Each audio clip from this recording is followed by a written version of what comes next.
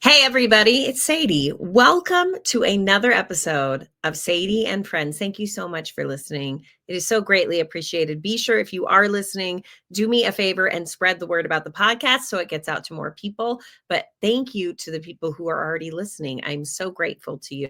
You can watch full episodes on the YouTube channel, and you can also download it on everywhere you get your favorite podcast. That's where you're going to find Sadie and Friends. Before we get started, I want to say a big thank you to one of our presenting sponsors, and that is Garage Door Service and Sales, garagedoorserviceandsales.com.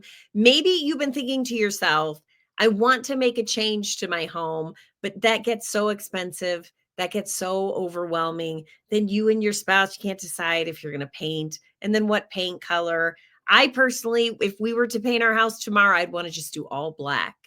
All black, but I don't think that Ryan would go for that. So it's kind of like those kind of arguments. Something that we do and we still to this day agree on, and we're so happy that we did, is we got a new garage door from Garage Door Service and Sales. We gave them a call. They're family owned and operated, locally owned and operated, and there are so many different garage doors to choose from. And when I say they change the look of your home, please believe me, because it's absolutely true. So Garage Door Service and Sales, a big thank you to them for being a show sponsor so we can do this every single day. Well, not every day, but 5 days a week. Excited. Are you feeling better? Yes, feeling so much better. Thank you. Good. First of all, I have to start by saying thank you so much for listening. See, we're just going to jump right into this, Dan. Yeah, Thank that's you fine. so much for listening to today's episode of Sadie and Friends. And I am here I don't know why I'm nervous to talk to you, Dan, because you are an actual journalist. Right. There's a lot of pressure. There is, because you have interviewed me before, Right. but now the You tables have have turned, to, if you will. yeah, you have to sound smarter than you actually are, right? Oh, shit, I hope so. That's why I made a list of questions, because I'm Oh not yeah, right. talking I'm not talking to Dan today about his job, his career. I'm talking to you about something that you do that I think is so insane. I Right. think it's just nuts. I don't know. Are you considered is it an ultra marathoner? Ultra runner. Yeah. Okay. So tell me what that means. What is it for somebody who doesn't, who doesn't know? Yeah. We know, but maybe out there someone doesn't. It just means I run races that are longer than a marathon for fun. So how long is a marathon? So 23.6? a marathon is 26 miles. Oh. So I do races longer than that. What's Generally in the mountains, on trails, and other wild places. so how long have you been doing this, Dan? Have you always been a runner, like since you were young? So I got started. Actually, it's kind of a winding path, like the We ones have I run. 30 minutes, so Okay. take it I no, away. yeah. All right. So when I was 12 or 13, my dad started climbing mountains. Yeah, we would. I lived in Kansas, and we would vacation in Estes Park every year. I was And gonna say, where are there mountains in Kansas? there aren't. He lied to you. He was going to the bar, Dan. It's funny. There is one mountain called Sunflower Mountain. That's the highest point in Kansas. I've actually done it, and it's right on the border of Colorado. So it's sort of like cheating, like it's literally like 2 miles away from Colorado. So they Yeah, but just, you could yeah, still say you climbed a mountain in Kansas. right, exactly, right. So, and when I was 13 years old, Dad had been doing this for a couple years, and I decided I wanted to do it, and two reasons. One, because they usually would just send me to this teenagers camp for a week, while they would go off and climb. And I uh, don't really like interacting with many people all the time. So it's something I still don't like to do very much. So I just decided I Thanks, wanted to, Dan. Thanks for being on the show today. yeah, exactly. Bye. um, and so I decided I wanted to just try the mountains out because that's not something that you see in Kansas. Right. And so When I was 14, the year later, he took me up Long's Peak, and I sort of fell in love with it ever since. And so I climbed mountains for many years. When I moved out here in 1999, I started doing them on my own, climbed all the 14ers.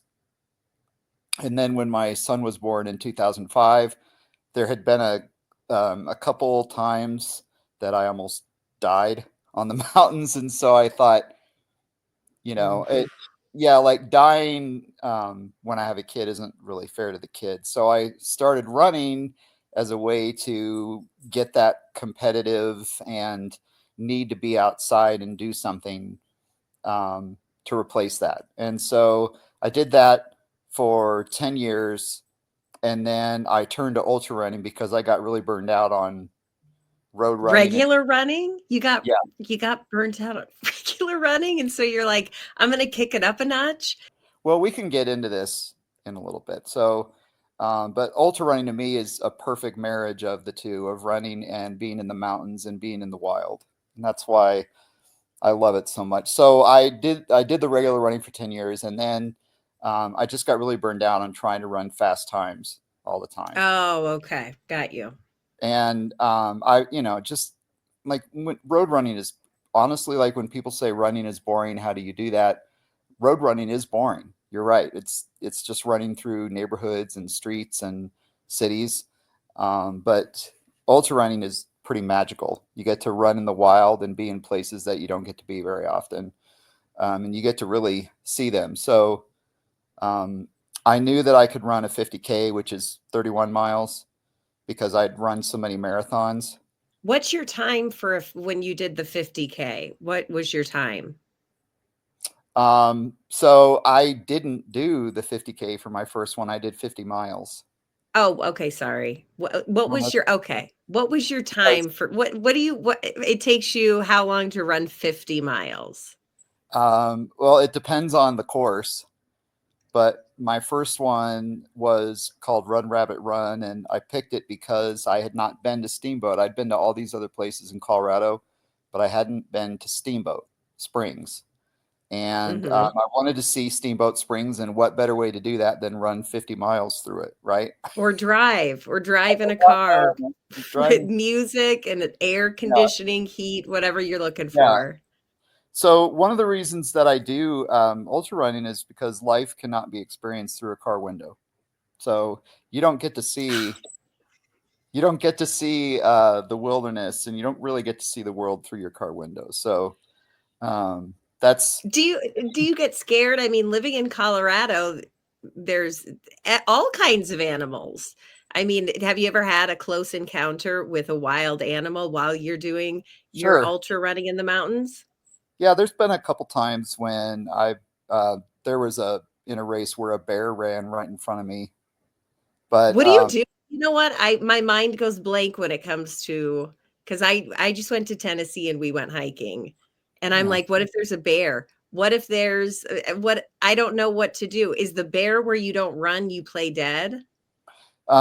So well, it in Colorado we only have black bears, and they really are fraidy cats, to be honest. Like they don't want anything to do with us. And so the bear was running in front of me because he wanted to get the hell out of there. He didn't want anything to do with this group of people that I was in. So Oh. basically, you stop running. So you're running, and then this is the first time you stop running when you see an animal, because you don't want to. What do they call it? Their prey instinct or whatever. You don't want to appear like you're a jackrabbit or a meal or something. So you Yeah. just stop, give them space, and let them pass. And Unless you're hardcore like Dan and you just run right through. Because the I time, don't know. you gotta keep time. I have a healthy respect for all Animal. animals, and they don't want anything to do with us. They can't go to the emergency room if they get hurt, and so they're very careful about what they attack, and who the conflicts that they have in nature. So I don't believe in living my life in fear. And so when you say, are you worried about animals or being attacked, Yeah. you have a much greater chance of getting hit when you're driving every day than you do getting attacked by a wild animal, and probably getting hurt worse, to be honest. Well, so the next question that I had for you, and I've asked a lot of people I know who run. Yeah. Do you think this is something that can be taught, or do you believe it's pre-wired? I think it's pre-wired. I can do hard things, but I have Yeah. tried so hard to become a runner, and I despise every second of it. I just feel like I hate it. I hate it. And they say, when you get to like mile 3, you're going to hit a high. And I've never made it to the high part, I guess.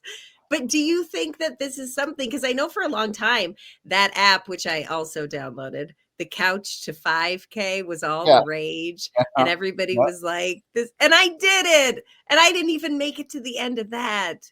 I Right. just think that some people are bred to be really good and have that ability. Or do you think it could be taught to a schlub like me? I think that anybody can become a runner as long as they're willing to be patient with the process and maybe fix some of the common mistakes that people make. So most runners, when they start out, they run too fast. They don't take walk breaks because they think it's cheating. And so it's a miserable experience. They're always out of breath and they hate it. Um, and instead, they should be running very slow, taking walk breaks, giving their body time to adjust to the hard activity that they're putting it through. And I also think that when people do this, they tend to run in really boring, awful places like their neighborhood where they're constantly on the lookout for cars instead of allowing their brain to get away by running maybe on the Poudre Trail or down in an area where there's a soft path and it's through this wilderness. Because there is a lot of studies now about how being outside in nature is not only good for your mental health but vital to it. And so if you allow yourself to go to a place like even Josephine Jones, many people may not know what that is or where that is, but it's called in a nature area. And so all around northern Colorado, there's all these nature areas that you can Google, and they're called natural areas, I should say, or open spaces is what the cities call them. And Hmm. if you find one of those places, a lot of times they have trails or paths that are a mile or a mile and a half through this really beautiful area. And if you try running there and running slow, I think eventually you'd learn to really like it. So you do think that it's just a matter of kind of finding. Absolutely. What do you think? I've also heard from friends who are runners that they hate that if you like to outside run, you absolutely Yeah. despise indoor running. Like Yep. treadmill running, they say there's nothing worse than doing that. Yep. So you Right. agree with that? Absolutely. I hate the treadmill with all my passion. I'd much rather be in negative 10 degrees than on a treadmill. Yeah. But so how cold will you go? Because I do follow you on social media, Yeah. and Yeah. um Dan goes on the craziest runs, and it will be like an ice storm and Dan's out there running, which Yeah. is very amazing. So does your wife say to you like, too cold, Dan, too cold? Would you call this like an addiction? Do you feel like you have to do it? That's a lot of so number one, my wife knows better than to try to stop me from doing crazy things. She knows it's not what we normally would call crazy things. I don't consider them crazy. I running out in the snow and I don't do ice storms because I don't want to put my body into That's true. peril. But I do a lot of snowstorms, and because it's pretty magical to get to run when the weather is bad and you get to be in this really cool place. Again, I'm not doing this out on the road where I can slip and fall and break my arm or where a car could get out of control and hit me. It's in these places like trails or the Poudre Trail where I can really have a chance to experience the weather and being outside. Um, and so, to answer your question about addictions, I think there is a need there and a component for me to do hard things and be outside and challenge myself. But an addiction is not what I would call it because it's my choice to leave it at any point, and I just choose not to. So, as somebody who runs in treacherous conditions, because it Yeah, is very different to run on a treadmill on a road, and then what you do, which is you run up in yeah. you know a crazy terrain. What injuries have you had? Have you seen a lot of effect on your body? I haven't No? had I haven't had any injuries since I started ultra running 15 years. How do Or you what do you attribute that to? well, for me, it was the road running was trying to run hard and pushing your body all the time and running fast and pushing it to the point where we call it redlining, or pushing it to the absolute breaking point, and then trying to get beyond that. And ultra running is all about taking a fast walk and sometimes running through the woods while you're eating cheeseburgers and junk food at aid At the stations. stops? Yeah, exactly. Yeah. Do And you but so you have to see a lot of people though, and I'm sorry, Dan, I know that you're a professional journalist and you do the hard-hitting shit, but I'm gonna ask you, what do you do if you have to go to the bathroom and you're in the middle of a race? I know that people are so like, gotta make that time. And I know that what you're doing now isn't as much about time, but when it was about time, when it was about time, how do you prepare for something like that if you're you, super competitive? you got up early and went before, like you drank coffee, and yeah, you Would you just fast? no, because you have to have energy to do that shit. Yeah, that's true. You gotta eat a bunch of pasta. That just sounds Yeah, like a yeah, disaster. yeah. We would even call it second poop, where it was funny, like on race day, it was almost like my body knew that it had to get rid of everything. And I don't know if that's the race butterflies or what, but like there'd be your normal morning poop, and then there would be like a second poop, like right before the race, where you just kind of almost get rid of everything. So that you kind of train your body how to, so you don't run into that problem. I swear I'd get to the middle and that's when it would, and I'd be like, "Oh my gosh," which you probably have seen that happen because I think we've Yeah. all Oh yeah, seen for sure. Yeah. yeah, I mean, like, we've all seen videos, and if you're watching on the YouTube channel, I might add a few here and there,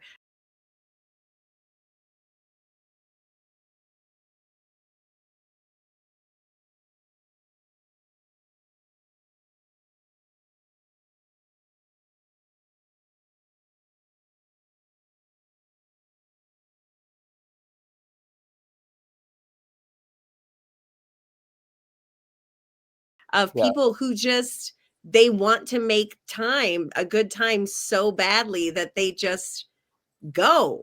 They just Right. go. What do you And think that about that? I mean, is that uh, when you get to the end and you get your medal and you got poop in your pants, was it worth it? that mentality is why I left road running, because it caused me a lot of anxiety to always be looking at my watch. To be honest, I don't know if I really ever enjoyed it. I think that I enjoyed moments. Like there were times when, maybe I was getting a PR. Like I remember PRing for the first time. I ran a half marathon below 140 for the first time in Las Vegas, right? Which is great. That's really cool, like through the nighttime on the strip. Yeah, that Uh, is cool. That sounds cool. yeah, right. But a lot of times it was just running hard, constantly looking at my watch, freaking out if I wasn't hitting a certain pace. And Mhm. ultra running, I leave it all out on the trail, and then I So come it's back. almost like a form of meditation for you. Yes, yes, and it's Would you that say way. that's Yeah, kind of the secret to doing these hard things is kind of finding that meditative state where you get in that rhythm? I think that's probably a really good way to put it. Yeah, you enter, and in fact, because I also coach ultra running, and one of the things I tell my clients is to empty your mind, leave it blank, don't let it wander. Because when your mind wanders, it does evil things to you. Like it says, I'm tired, I'm really sore, I don't want to do this anymore. When you have so much left in the tank, like your survival instincts really kick in way too early. And when you let when you let your brain wander, it tries to convince you to stop. And if you work on it, you can achieve a state of nothingness where you're just enjoying the outdoors and the moment, and not worrying about the next mile. Do you wear like headphones? Do you listen to stuff? Not always, but so I used to do that all the time, road running, and it was because I was trying to distract myself from the pain and, just like the Yeah. anxiety that I was Just feeling take your over. mind off of it. Yeah. Right, trying to, but it didn't. I find that sometimes.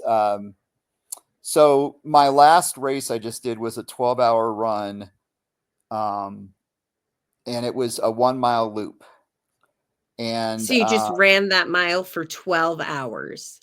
yep. How many times did you get around? How many So times? 40 miles, and I only listened to music for the last 2.5 I'm because gonna my I'm actually gonna dub you saying I listen to only this podcast.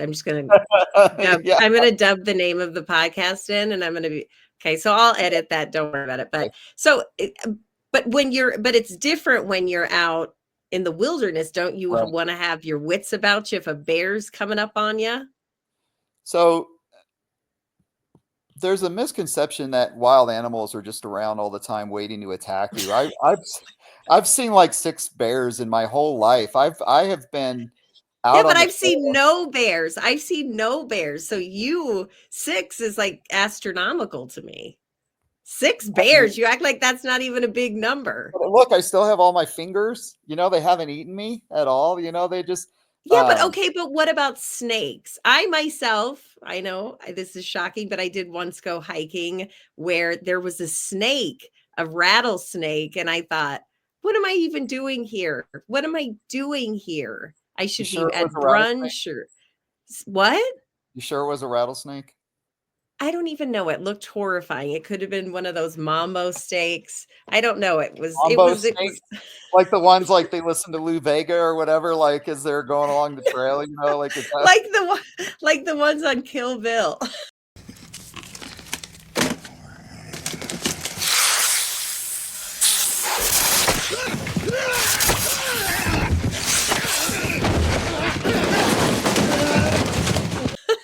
It was we probably don't one of have those snakes from Kill Bill. we Whatever. don't I'll have add it those on. here.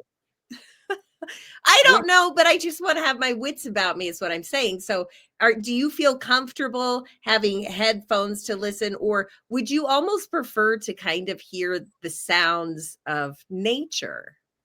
For the most part, that's right. I wanna Or hear do the sound. you, or Dan, sorry to interrupt, do you listen to Yeah, WAP while you're running? I don't listen no, don't listen to that. Mostly heavy metal, actually.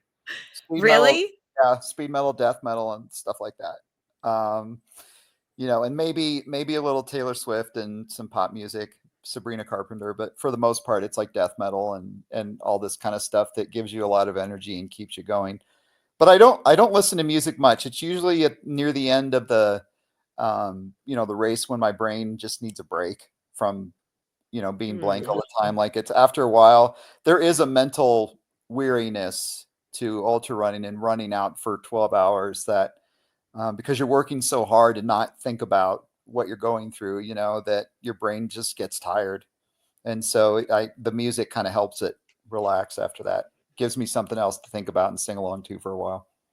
Well, I did some Facebook stalking, and you are running a 24-hour race. Is that right? In Um, April? uh, a 100 miler. Okay, so 100 miles, but you're going to be running for you said 24-hour race. How It, to explain that to me? it'll actually be probably 33 hours or so. So do Uh, you have to okay, so what is it? Do you run for 24 hours, or do you get to that number? What do you do and then you're done? so the 24 hours doesn't really have, there isn't really it's the cutoff is 37 hours. So you have to complete the 100 miles in 37 hours. And, and that will actually be a route. It won't be a mile just running that over and over. It'll actually be like you have to go 66 miles this way and then come back for the 33 and then you're done. So, um, That's insane. it, it is, I wouldn't even say that running 50 miles, or I've done some 100 Ks, which is like 63. I've even made it to 73 before. But I think 100 miles is a little crazy. It is a little insane, and that's part of the fun of it. I think is trying to do something like that. Do you worry about pushing yourself too far? I have to tell you, my father, who I find is just the smartest man, he has a theory. Can I tell you, Dan, his theory? Absolutely, yeah. The man's in his 70s and he's just brilliant, I think. But his theory is your body is like an engine and it's like a car. And if you run it and run it and run it and run it, then it's going to break down easier because you're overrunning it. Is that something that concerns you at all? Because you know he's right, Dan. I mean, he's Jim Kaler, for God's sake. I have a doctor friend who does ultra marathons with me, and he likes to sometimes send us X-rays Yeah. of Oh, of not his own patients, but just stuff that he sees online, stuff like that. So he's not breaking any laws or anything. He's right. just doing stuff that's supposed right. So he presented us with 2 X-rays, and one of them, the knee was had no cartilage left. And the other one, the knee was very healthy. And he said, guess which one was the marathon runner? What do you think? Well, I mean, obviously, it's the one that, I mean, the marathon runner. So what's the one with no So cartilage? the one with no cartilage would be the non-marathon runner, and the one with, I'm Exactly. Right. assuming that's what your doctor friend is Right. telling you and not Right. saying we're Exactly. ruining our knees. So not being active is far worse for your body than being active. And the reason like this guy had healthy knees is because he had run his whole life. So the muscles around his knees were there to support his knees. The knees didn't have to support the whole body. The muscles did.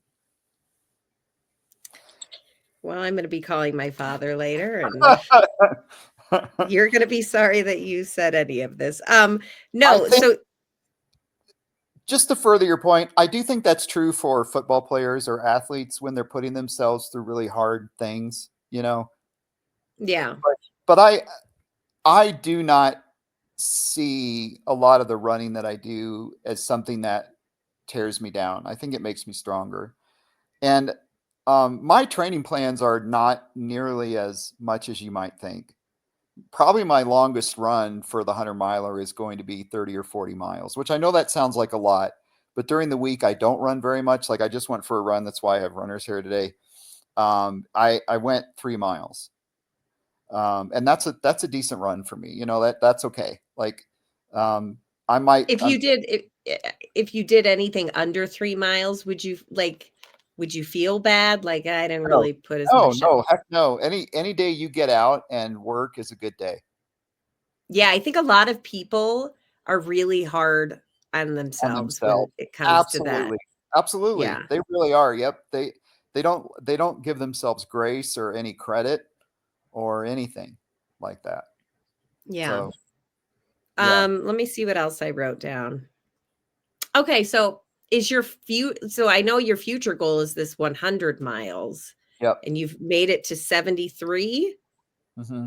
and is that then the top? Are you going to then try to get more? Like, when does it end, Dan? When does it end? When you Yeah, die? When you just die? I have friends who have done 200-mile races or even more than that. I'm not doing that. No, 100 miles will be enough. I'm going to do 200 milers next year. I don't know if I'll finish them, but I'm going to try. And then that'll be the highest I go because I That'll do. be it. Yeah, I think there's a certain amount of suffering that I'm willing to do. And that's 100 miler is a lot of suffering. And I don't want to go beyond that. Yeah, that sounds, I mean, 100 miles sounds I know. like so much suffering, Dan. I I read know. that and I was like, whoa, but what? And just in January, so next month, you're doing the 50K, which Yeah. Right. Yeah. that's insane. So Not a big deal. that's going to be like kind of your warm up. Yep. Yep. It's How the many way that races do you run a year? I did 6 ultra marathons last year or this year. So Um, Again, a lot of them were slow, so I didn't even really feel all that tired by the end of it, or all that broken down by the end. Or I used to be after those hard road marathons, I used to not be able to really walk well for a week after, and then it took me a month before I started feeling like myself again.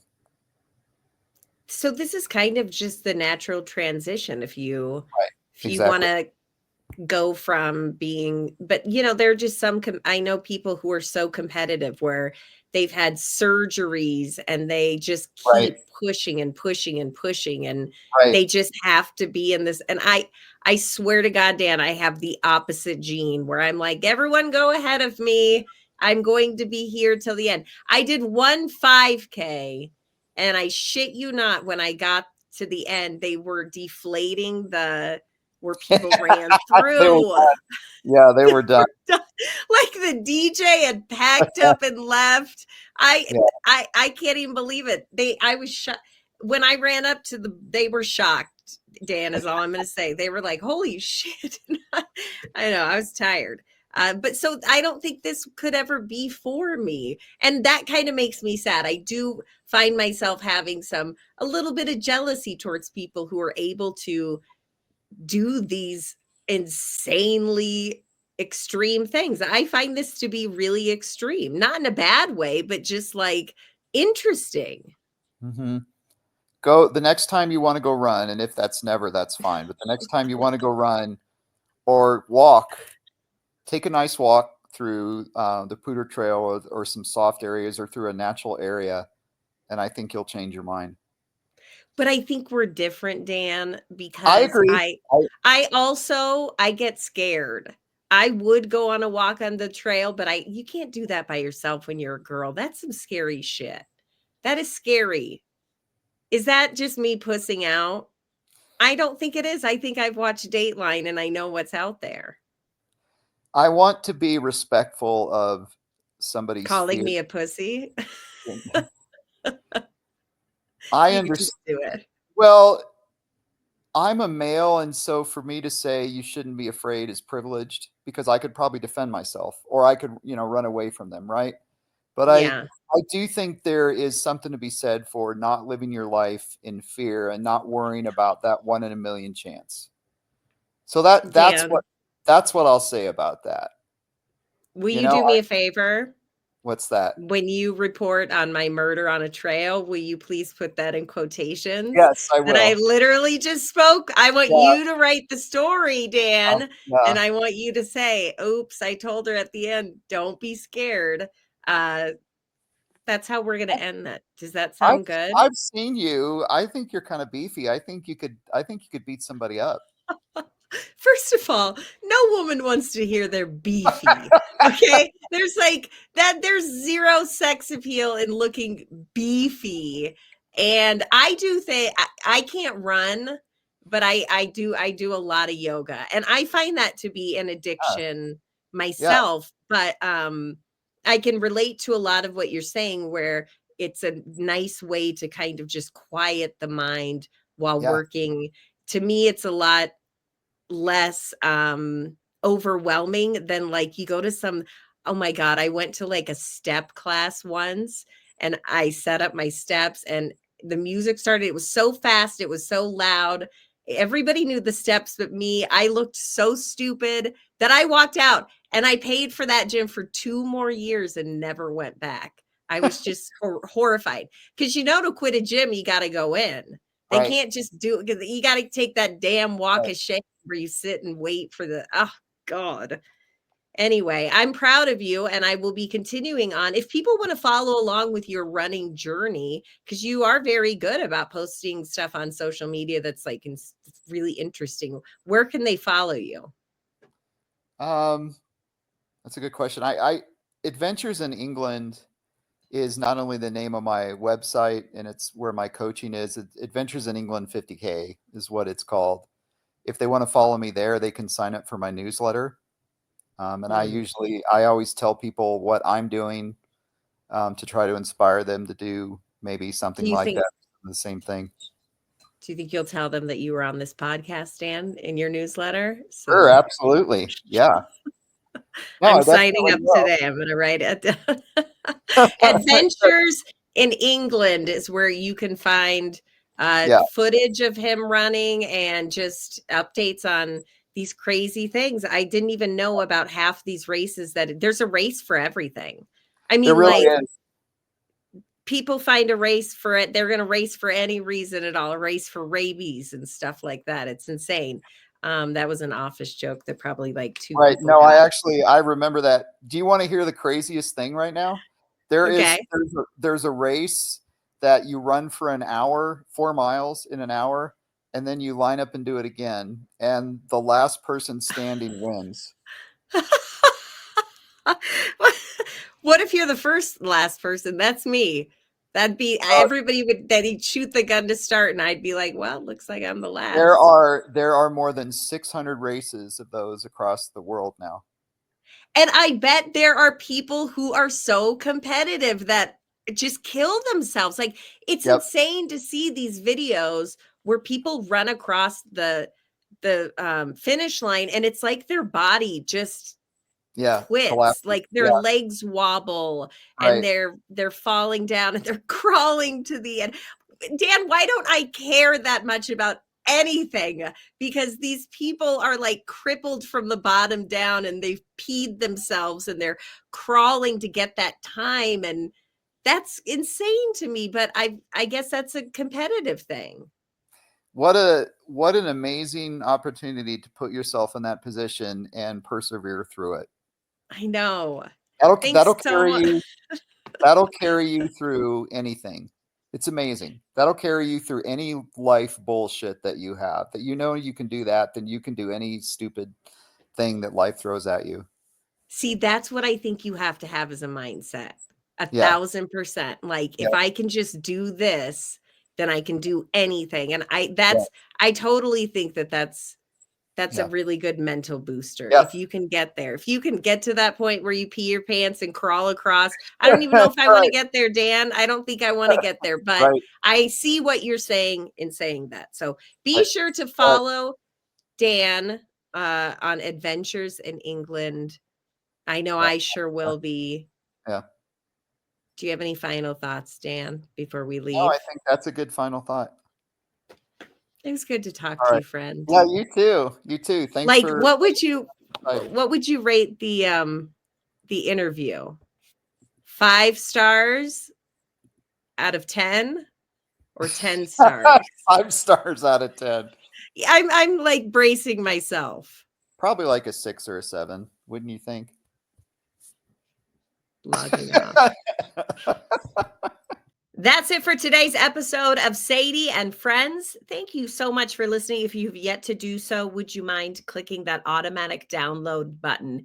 It just means so much. And then as we grow, it's just more opportunity, more people that I'm able to reach and talk to about their story, just more interesting things. And this week is no different. I'm so excited for you guys to hear everything that I have lined up. So hit that automatic download so you don't miss a show. And with over 200 episodes, you can definitely do some binging or maybe go revisit if there's something that you want to hear again. And you can always send me in the comments on social media. You can let me know what you want to hear, topic ideas, or just something that you would like to hear a different take on. Just search for Sadie and Friends across all social media platforms.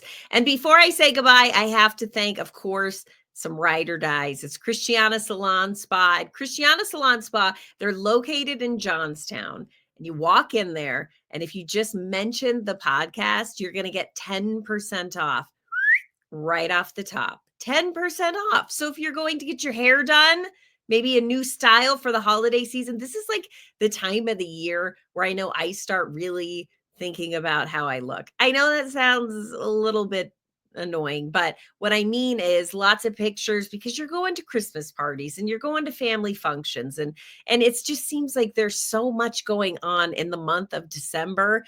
And so book your spot at Christiana Salon Spa. Maybe you're looking for a gift. The perfect stocking stuffer would be a gift card, and then whoop, 10% off of that. That's kind of my gift to you as well. It's a double gift. So you have to put my name on the card as well. ChristianaSalonSpa.com. Mention the podcast, 10% off.